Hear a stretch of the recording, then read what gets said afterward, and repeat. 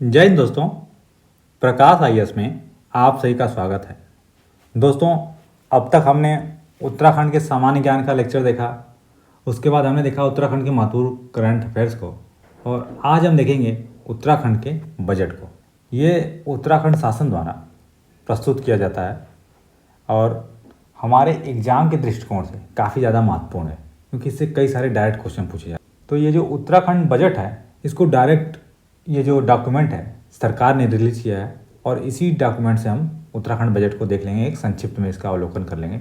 सिर्फ वही फैक्ट्स देखेंगे जो हमारे एग्जाम के दृष्टिकोण से महत्वपूर्ण है, जो कि बार बार पूछे जाते हैं। तो चलिए स्टार्ट करते हैं और देखते हैं उत्तराखंड का बजट। ये उत्तराखंड सरकार द्वारा पेश किया गया बजट 2025-26। अच्छा, देखिए, बजट स्टार्ट करने से पहले कुछ चीज़ें और आपको मैं बताना चाहता हूँ, कि उसको आप एक बार देख लीजिएगा। देखिए, सबसे पहले तो जो बजट है, बजट का प्रावधान कहीं होगा तब तो सरकार बजट पेश करती है। तो ये जो हमारा कॉन्स्टिट्यूशन है, उस कॉन्स्टिट्यूशन में जो आर्टिकल है 112, आर्टिकल 112, उसमें बजट का प्रावधान है। लेकिन एक चीज़ और महत्वपूर्ण याद रखिएगा, पॉलिटी में आपने पढ़ा भी होगा कि हमारे कॉन्स्टिट्यूशन में, हमारे संविधान में कहीं भी बजट जैसे शब्द का जिक्र नहीं है। वहाँ पे इसको क्या कहते हैं, आर्टिकल 112 में तब क्या है, इसको बोलते हैं एनुअल फाइनेंशियल स्टेटमेंट। तो इसको एनुअल फाइनेंशियल स्टेटमेंट के नाम से जाना जाता है। इसके अलावा जो अगला जो महत्वपूर्ण फैक्ट है कि ये जो बजट है, उत्तराखंड राज्य हमने पढ़ा कि कब बना, 9 नवंबर 2000 को बना। ठीक, तो 9 नवंबर 2000 के बाद उत्तराखंड राज्य का पहला बजट पेश हुआ होगा। तो जो पहला बजट पेश किया गया वो तो चुनी हुई सरकार द्वारा पेश नहीं किया गया। तो पहला बजट पेश किया गया किसके द्वारा, रमेश पोखरियाल निशंक के द्वारा। ठीक, ये डाटा भी महत्वपूर्ण है, इसको भी नोट कर लीजिएगा कि पहला जो बजट है वो रमेश पोखरियाल निशंक के द्वारा प्रस्तुत किया गया था। और उसके बाद जो अगला जो बजट हुआ, जो किसी चुनी हुई सरकार के द्वारा पेश किया गया, उसको किसके द्वारा पेश किया गया था, वो पेश किया गया था एनडी तिवारी के द्वारा। एनडी तिवारी के द्वारा कब, 2002-03 में। ठीक, तो ये कुछ और जो महत्वपूर्ण एक्स्ट्रा फैक्ट्स थे, इसको भी हमने देख लिया कि क्या क्या रहा बजट के बारे में। तो अब हम इसके आगे बढ़ते हुए देखते हैं कि ये जो हमारा बजट है वित्तीय वर्ष 2025-26। अच्छा, एक चीज़ और कि जो बजट पेश होता है तो उस बजट में 3 वर्षों का लेखा जोखा प्रस्तुत किया जाता है। एक तो जो आने वाला है, जो वित्तीय वर्ष 25-26, जो एक चल रहा है, कौन सा चल रहा है हमारा 2024-25, एंड एक जो बीत गया है उसका क्या रहा, तो कौन सा बीत गया 2023 और 24। तो ये 3 वर्षों का जो टोटल लेखा जोखा होता है वह किसी बजट में पेश किया जाता है। देखिए, वर्ष 2023-24 के वास्तविक आंकड़े, वर्ष 2024-25 के बजट के अनुमान तथा संशोधित अनुमान एवं वर्ष 2025-26 के आय व्यय अनुमानों के तुलनात्मक विवरण यहाँ दिया गया है। तो इसमें पिछले 3 वर्षों का जो बजट है आपका, एक तरह से समझ लीजिए, एक उसमें दिया जाता है। इसके बाद देखिए, बजट का सार, इसमें बहुत सारी चीज़ें दे रखी हैं। तो ये सारी चीज़ें हमें जाननी महत्वपूर्ण है। इसमें सिर्फ कुछ कुछ फैक्ट्स हैं जो इंपॉर्टेंट हैं, जिसको हमें याद रखना है कि ये क्या था और क्या क्या है। तो सबसे पहले हम देखेंगे कि जो राजस्व प्राप्तियाँ रही हैं, रेवेन्यू रिसिप्ट्स रहे हैं। तो रेवेन्यू रिसिप्ट्स कितना रहे हैं, जो डाटा में याद रखना वो क्या है कि ये है 62,540.54 करोड़। इसको याद रखिएगा, इसको रेड पेन से कर लेते हैं, इसको याद रखिएगा। ठीक है, यही डाटा महत्वपूर्ण है। कितनी रेवेन्यू रिसिप्ट रही है 2025-26 के लिए, तो इतना। उसके बाद जो कैपिटल रिसिप्ट्स रही हैं, पूंजीगत प्राप्तियां जो होती हैं, वो कितना है 38,494.21 करोड़। और टोटल प्राप्तियां कितनी हो गई, ये होगा 1,01,034.75 करोड़। तो ये 3 डाटा आपके लिए महत्वपूर्ण है। इसमें पहले राजस्व प्राप्तियां, फिर पूंजी प्राप्तियां और यह। इसके बाद जो अगला हमारा महत्वपूर्ण फैक्ट है क्या, कि जो टोटल व्यय है, टोटल एक्सपेंडिचर है वह।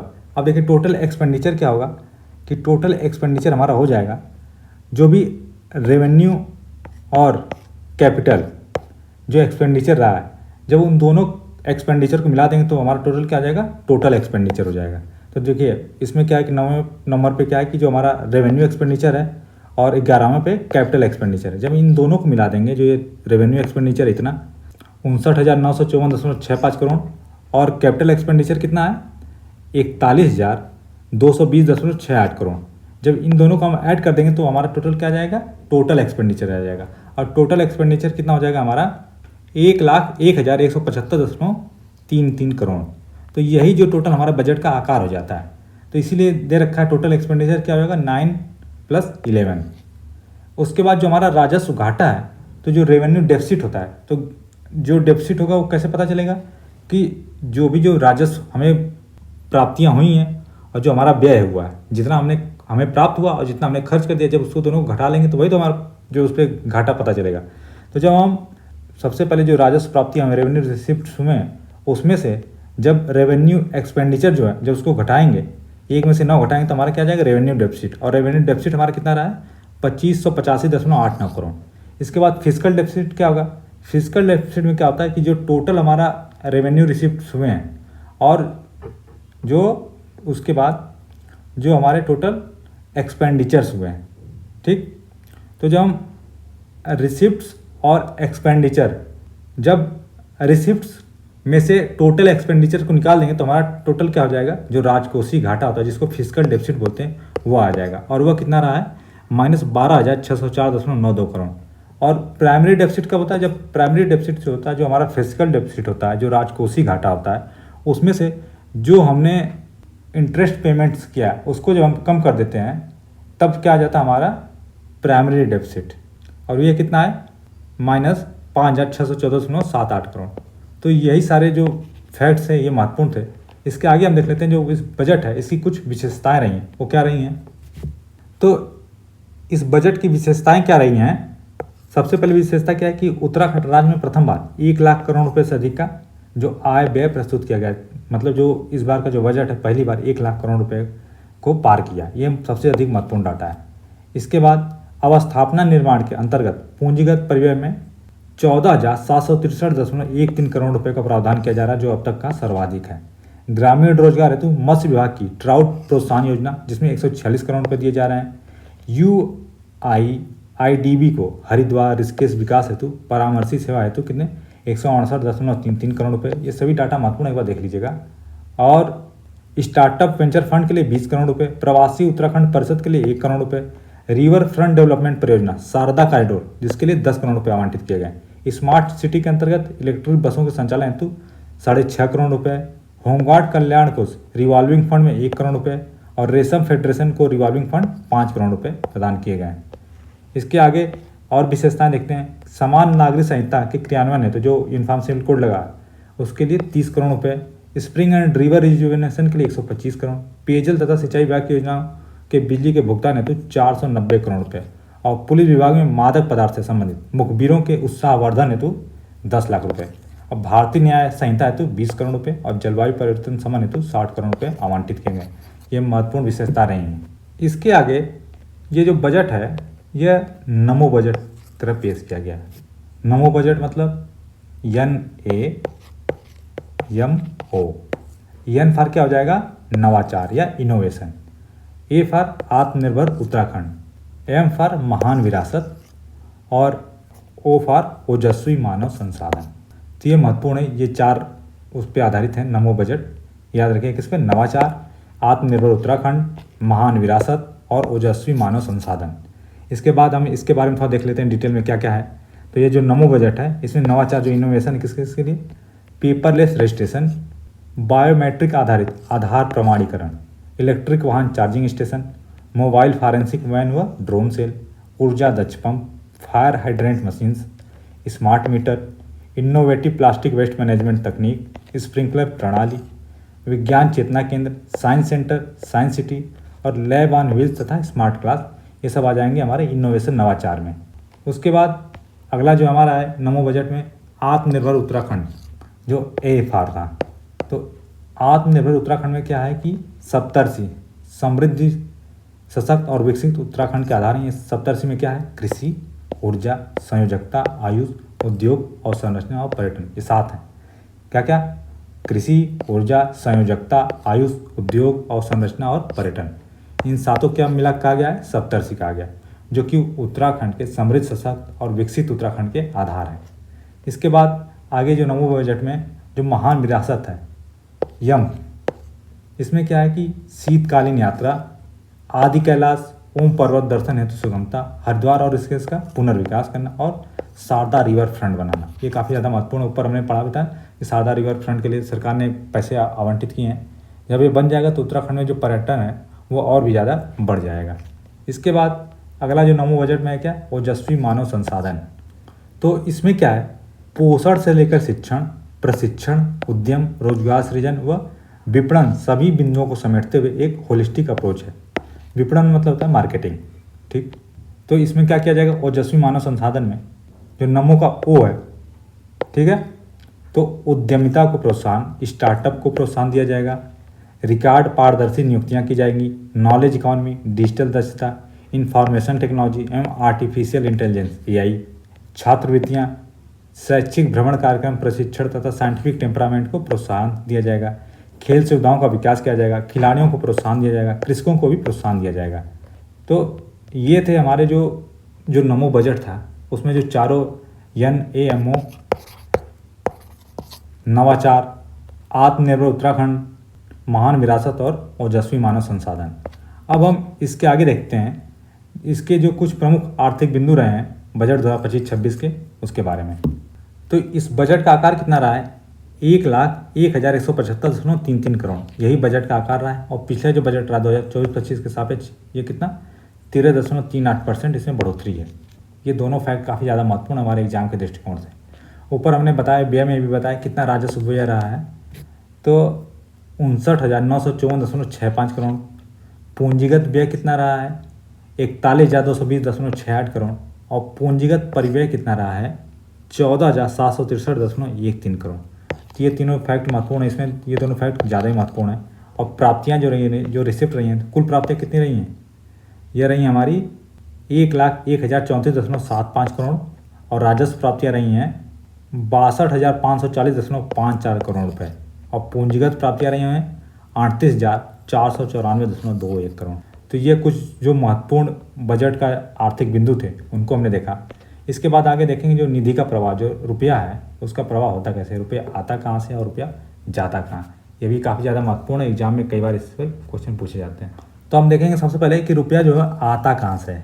देखिए, जो इसको 1 रुपये के सापेक्ष देखते हैं हम, तो 1 रुपया में से देखिए सबसे अधिक जो रुपया है वो कैसे आता है, सबसे अधिक आता है 29.38% स्वयं का कर, जो राजस्व है सरकार का, उससे। उसके बाद आता है जो सबसे अधिक जो रुपया आता है वो आता है जो लोक ऋण होता है, 23.21% है। दिख रहा है ना, ये महत्वपूर्ण डाटा, ये लोक ऋण से आता है। उसके बाद जो आता है रुपया, जो केंद्र सरकार का अनुदान होता है 22.30%, ये आता है केंद्र सरकार के सहायता या अनुदान से। और 19.46% ये आता है केंद्रीय करों में जो राज्यांश मिलता है उससे। तो ये महत्वपूर्ण है कि कहाँ कहाँ से, ये टॉप 3 या 4 पूछता है कहाँ से रुपया आता है। इसके बाद हम देख लेते हैं जो रुपया है, 1 रुपया है, ये जाता कहाँ कहाँ ये यूज होता है। तो देखिए, ये जो रुपया है सबसे अधिक कहाँ यूज हो जाता है, जो वेतन, भत्ते, मजदूरी आदि अधिष्ठान होते हैं उसमें व्यय हो जाता है कितना, 23.98%। वेतन, भत्ती, मजदूरी आदि अधिष्ठान व्यय में। और उसके बाद जो व्यय होता है, दूसरा सबसे बड़ा व्यय कहाँ होता है, तो ये होता है जो पेंशन होता है या अनुतोषित होता है उसमें व्यय होता है। इसके बाद जो व्यय होता है, यह व्यय होता है हमारा बृहद निर्माण कार्य या जो लघु निर्माण कार्य होते हैं उसमें। और जो आपको दिख रहा होगा कि सबसे अधिक जो बड़ा परसेंटेज है 28.97%, ये तो अन्य में है, तो इसमें कई सारे आ जाते हैं, तो इसलिए ये छोटे छोटों को मिला के है टोटल ये, इसलिए सबसे अधिक ये नहीं है। सबसे अधिक है जो वेतन, भत्ते, मजदूरी उसमें जाता है। उसके बाद जो हमारा पेंशन है अनुतोषित होता है उसमें जाता है। उसके बाद जो बृहद कार्य, निर्माण कार्य हैं उनमें जाता है। उसके अलावा जो ये 9.1% है ये निवेश ऋण में जाता है। और सहायक अनुदान, राष्ट्र सहायता में जाता है 6.31। इसके बाद हम देखते हैं जो प्रमुख आर्थिक बिंदु रहे हैं बजट 2025-26 के, उनके बारे में। तो ये जो FRBM अधिनियम है उसका अनुपालन करता है। राजस्व अधिक है, हाँ। राजकीय घाटा जो है GSDP में परसेंटेज में 3% सीमा के अंतर्गत है, तो ये भी हाँ। और जो लोक ऋण है GSDP के परसेंटेज में 32.5 की सीमा के अंतर्गत है, तो ये भी है। तो ये सारी जो क्राइटेरिया है FRBM एक्ट वाला उसको ये जो बजट है उसका अनुपालन करता है। ये महत्वपूर्ण फैक्ट है, इसको भी याद रखिएगा। इसके बाद देखते हैं ज्ञान। जो ये बजट है ज्ञान पर भी आधारित है। तो ज्ञान के बिंदु क्या हैं? तो जो ज्ञान के महत्वपूर्ण बिंदु हैं, जी फार क्या हो जाएगा? गरीब कल्याण। वाई फार हो जाएगा युवा। ए फार हो जाएगा अन्नदाता। और एन फार हो जाएगी नारी। तो महत्वपूर्ण है ज्ञान, जी वाई ए एन। ये नमो और ज्ञान ये काफ़ी ज़्यादा महत्वपूर्ण, इन्हीं दोनों से कई सारे देखिए क्वेश्चन आएंगे आपके एग्जाम में। जी फार हो जाएगा गरीब कल्याण, वाई फार युवा, ए फार अन्नदाता और एन फार नारी। तो इसके आगे देखते हैं हम, जो एक गरीब कल्याण है उसमें क्या है कि गरीब कल्याण मानव सेवा नारायण सेवा, ये इसकी टैगलाइन है, महत्वपूर्ण है। गरीब कल्याण मानव सेवा नारायण सेवा। देखिए इसमें सामाजिक सुरक्षा हेतु 1811.66 करोड़ रुपए खर्च किए जाएंगे। विभिन्न योजनाओं में सब्सिडी के लिए 918.92 करोड़। अन्न पूर्ति योजना के लिए 600 करोड़ रुपए, ये महत्वपूर्ण है। प्रधानमंत्री आवास योजना ग्रामीण के लिए 207.18 करोड़ और प्रधानमंत्री आवास शहरी के लिए 54.12 करोड़। ये दोनों महत्वपूर्ण, इससे क्वेश्चन पूछता है तो इसको याद रखिएगा। EWS आवास हेतु अनुदान के लिए 25 करोड़। परिवहन निगम की बसों में निर्धारित श्रेणी की यात्रियों हेतु निःशुल्क यात्रा की सुविधा के लिए 40 करोड़ रुपए। राज्य खाद्यान्न योजना के लिए 10 करोड़ रुपए। अंत्योदय राशन कार्ड धारकों को सस्ती दरों पर नमक उपलब्ध कराने हेतु 34.36 करोड़ रुपए। निर्धन परिवार हेतु रसोई गैस पर अनुदान हेतु 55 करोड़ रुपए। पर्यावरण मित्र बीमा हेतु 2 करोड़ रुपए। इसके बाद जो ज्ञान में वाई है, युवाओं को सशक्त बनाना। तो शिक्षा का अधिकार अधिनियम के अंतर्गत 118.83 करोड़ रुपए खर्च किए जाएंगे। 9वीं से 12वीं तक के विद्यार्थियों के निःशुल्क पाठ्य पुस्तक हेतु 59.41 करोड़ रुपए। 1 से 8 तक के विद्यार्थियों हेतु निःशुल्क जूता एवं बैग की व्यवस्था हेतु 23 करोड़ रुपए। विद्यालय शिक्षा विभाग के अंतर्गत छात्रवृत्ति हेतु 15 करोड़ रुपए। शैक्षिक कार्यक्रमों के अंतर्गत छात्रवृत्ति 15 करोड़ रुपए। बालिका शिक्षा प्रोत्साहन साइकिल योजना हेतु 15 करोड़ रुपए। साइंस सिटी एवं विज्ञान केंद्रों की स्थापना हेतु 26.64 करोड़ रुपए। और अंतरिक्ष उपयोग केंद्र को सहायता हेतु 5.75 करोड़ रुपए। विज्ञान एवं प्रौद्योगिकी परिषद को सहायता हेतु 16.80 करोड़ रुपए। उत्तराखंड विज्ञान एवं शिक्षण अनुसंधान की स्थापना हेतु 5.40 करोड़ रुपए खर्च किए जाएंगे। विज्ञान केंद्र चंपावत में बनाया जाएगा, उसके हेतु 10 करोड़ रुपए। विद्या समीक्षा केंद्र हेतु 2.41 करोड़ रुपए। राजकीय महाविद्यालय में ई ग्रंथालय की स्थापना के लिए 2 करोड़ रुपए खर्च किए जाएंगे। उसके बाद ये जो युवाओं को सशक्त बनाना, उसी में आगे मुख्यमंत्री सेवनिंग उच्च शिक्षा छात्रवृत्ति हेतु क्या है 2 करोड़ रुपए आवंटित किए गए। NDA IMA में चयनित छात्र छात्राओं को पुरस्कार हेतु 1.25 करोड़ रुपए आवंटित किए गए। उद्यमिता कौशल एवं नवाचार को बढ़ावा देने हेतु 7.11 करोड़ रुपए खर्च किए जाएंगे। टाटा टेक्नोलॉजी मॉडल के अनुसार ITI का उन्नयन हेतु राजस्व मद हेतु 45 करोड़ तथा पूंजीगत मद हेतु 18 करोड़ रुपए। इसके अलावा उदीयमान खिलाड़ियों को छात्रवृत्ति हेतु 10 करोड़ रुपए। खेल महाकुंभ के आयोजन हेतु 15 करोड़। राज्य और राष्ट्रीय युवा महोत्सव के लिए 5 करोड़। मुख्यमंत्री युवा मंगल दल स्वावलंबन योजना हेतु 5 करोड़ रुपए। मुख्यमंत्री ग्रामीण खेलकूद एवं स्वास्थ्य संवर्धन योजना हेतु 2.5 करोड़। रूरल बिजनेस इंक्यूबेटर हेतु 20 करोड़। मुख्यमंत्री स्वरोजगार योजना हेतु 60 करोड़। मुख्यमंत्री पलायन रोकथाम योजना हेतु 10 करोड़। और पंडित दीनदयाल उपाध्याय ग्रामीण कौशल योजना हेतु 21.60 करोड़ रुपए प्रस्तावित किए गए हैं, दिए गए हैं। इसके बाद जो ज्ञान है उसमें जो ए फॉर अन्नदाता है, उसमें अन्नदाता के लिए क्या क्या है, कितने करोड़ रुपए आवंटित किए गए हैं। तो ट्राउट प्रोत्साहन योजना, तो जो मछलियों के लिए जो ट्राउट प्रोत्साहन योजना उसमें 146 करोड़ रुपए। ITBP बटालियन को जीवित भेड़ बकरी और कुक्कुट आपूर्ति योजना हेतु 13.66 करोड़ रुपए। दीनदयाल उपाध्याय सहकारिता किसान कल्याण योजना के अंतर्गत 85 करोड़।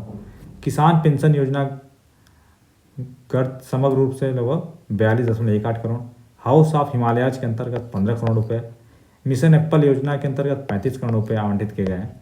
दुग्ध उत्पादकों को दुग्ध मूल्य प्रोत्साहन योजना हेतु 30 करोड़ रुपए। गंगा गाय महिला डेयरी विकास योजना के अंतर्गत 5 करोड़ रुपए। साइलेज हेतु समग्र रूप से 40 करोड़ रुपए।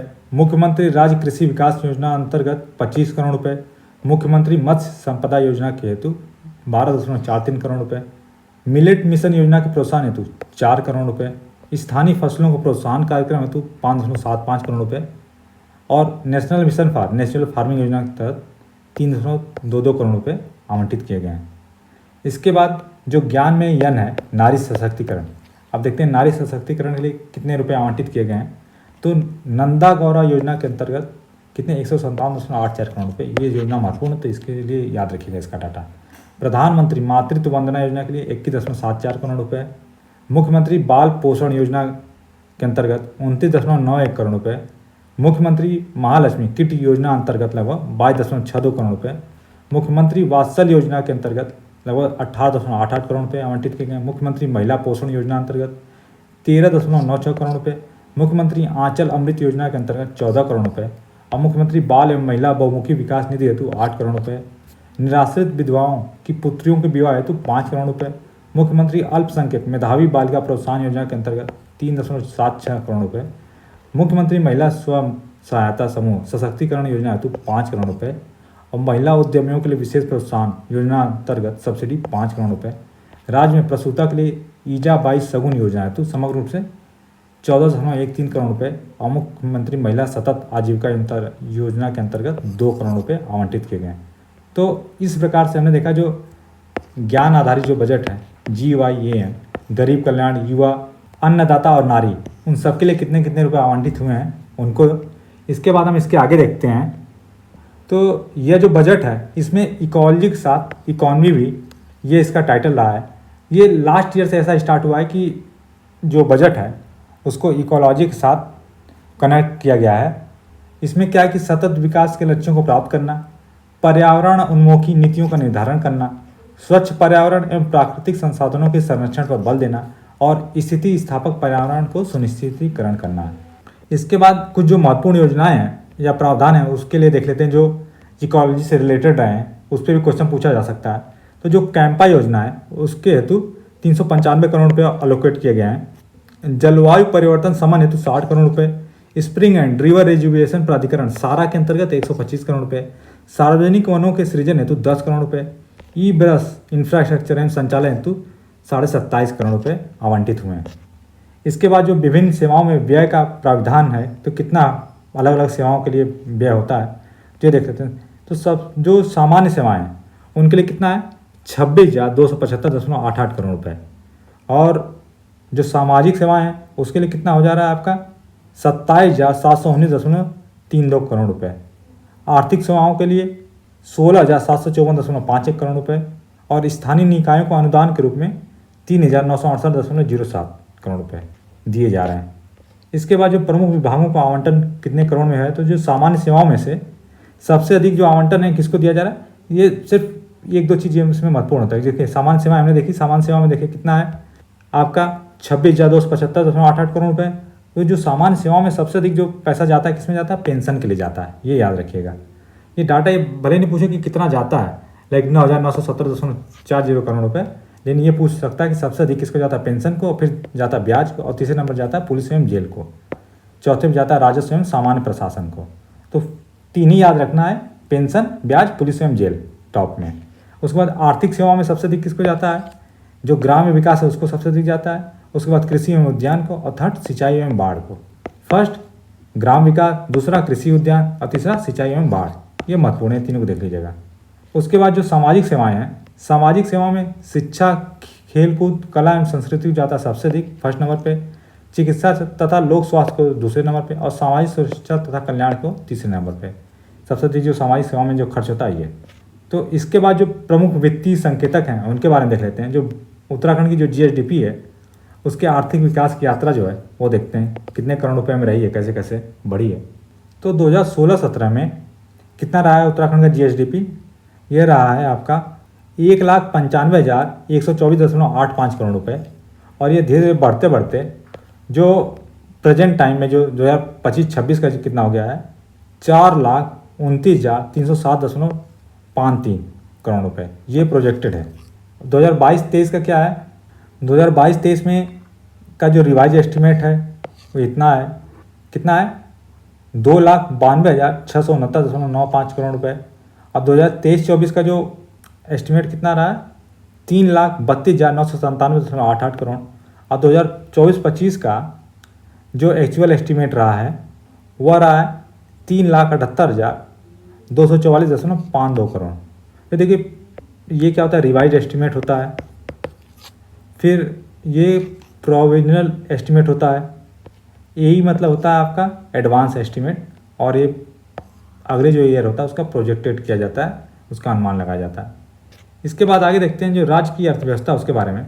तो राज्य का जो सकल घरेलू उत्पाद है, जो स्टेट की जो GSDP है, ये प्रचलित दवाओं पर राज्य सकल घरेलू उत्पाद करोड़ रुपए में कितना रहा है? तो 2023-24 में रहा है 3,32,000 करोड़ रुपए, और 2024-25 में बढ़ के कितना हो गया? 3,78,000 करोड़ रुपए। ये महत्वपूर्ण इसको याद रखें, कितना है? 3,78,000 करोड़ रुपए।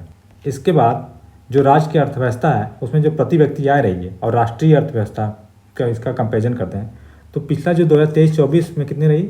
2,46,178 रुपये, और अब 2024-25 में कितनी अनुमानित है? 2,74,064 रुपये।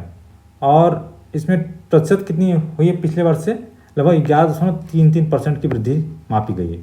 और राष्ट्रीय स्तर पर कि 1,84,205 रुपये, और 2024-25 का अनुमानित कितना है? 2,01,62 रुपये। तो इसमें वृद्धि कितना नेशनल लेवल पे हुआ है? 8.7%। तो इस प्रकार जो उत्तराखंड की प्रति व्यक्ति आय है ये टोटल नेशनल आय से भी ज़्यादा है, और जो प्रतिशत वृद्धि दर्ज की गई ये भी नेशनल लेवल से ज़्यादा है। तो ये फैक्ट महत्वपूर्ण ये हो सकता है आपके लाइन के फॉर्मेट में दे दे कि उत्तराखंड की प्रति व्यक्ति आय राष्ट्रीय आय से अधिक है, तो हाँ सही है, और इसमें जो वृद्धि दर्ज की गई वो भी अधिक है, तो ये भी सही है। इसके बाद जो राज्य की अर्थव्यवस्था है उसको देख लेते हैं। उसमें जो 3 क्षेत्र होते हैं हमारे, प्राइमरी सेक्टर, सेकेंडरी सेक्टर और टर्सरी सेक्टर। इसमें सबसे अधिक योगदान किसका रहा है? तो ये देखते हैं।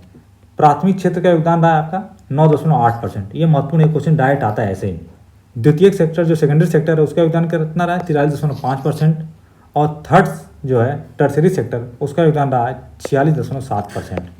तो अब तक ये जो योगदान रहा है लास्ट ईयर तक ऐसा रहता था कि जो सेकेंडरी सेक्टर का योगदान ज़्यादा रहता था और टर्सरी सेक्टर का इससे कम रहता था। लेकिन प्रथम बार ऐसा हुआ है कि जो टर्सरी सेक्टर है उसका जो योगदान है ये बढ़ के सेकेंडरी सेक्टर से भी बढ़ गया है।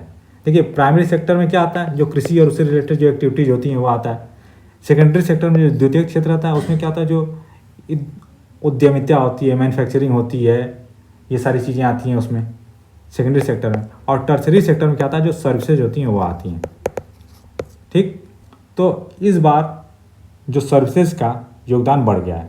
तो क्वेश्चन ये भी आ सकता है कि एक तो क्वेश्चन ये आएगा कि उत्तराखंड के राज्य की अर्थव्यवस्था में सबसे अधिक योगदान किसका रहा है? तो टर्सरी सेक्टर का रहा है, और सबसे कम किसका रहा है? प्राइमरी सेक्टर का कंट्रीब्यूशन रहा है। ठीक है, और पहली बार ये हुआ है कि जो टर्सरी सेक्टर का योगदान अधिक हुआ है। तो दोस्तों इस प्रकार से हमने देखा जो उत्तराखंड का बजट था 2025-26 का वह, और उससे रिलेटेड जो भी महत्वपूर्ण फैक्ट डाटा थे वह। और ये जो PDF है ये तो एक तो उत्तराखंड राज्य सरकार की वेबसाइट पर भी उपलब्ध है, साथ साथ आप हमारे जो टेलीग्राम चैनल है उस पर भी आपको ये जो PDF है ये प्रोवाइड कर दी जाएगी। @प्रकाश IAS PCS आप सर्च करेंगे तो ये हमारे टेलीग्राम चैनल आ जाएगा। उस टेलीग्राम चैनल पर जाके भी आप इस PDF को प्राप्त कर सकते हैं उत्तराखंड बजट की। और इसके साथ साथ जो हमारा YouTube चैनल है @प्रकाश IAS, आप इसको सब्सक्राइब कर लीजिएगा, क्योंकि आगे भी आपको ऐसी अन्य महत्वपूर्ण जानकारियाँ उपलब्ध कराई जाती रहेंगी। और अगर आपको ये वीडियो पसंद आ रहा है तो वीडियो को लाइक करें, अपने दोस्तों के साथ शेयर करें, और चैनल को सब्सक्राइब भी करें और अपने दोस्तों से भी सब्सक्राइब करवाएं। धन्यवाद।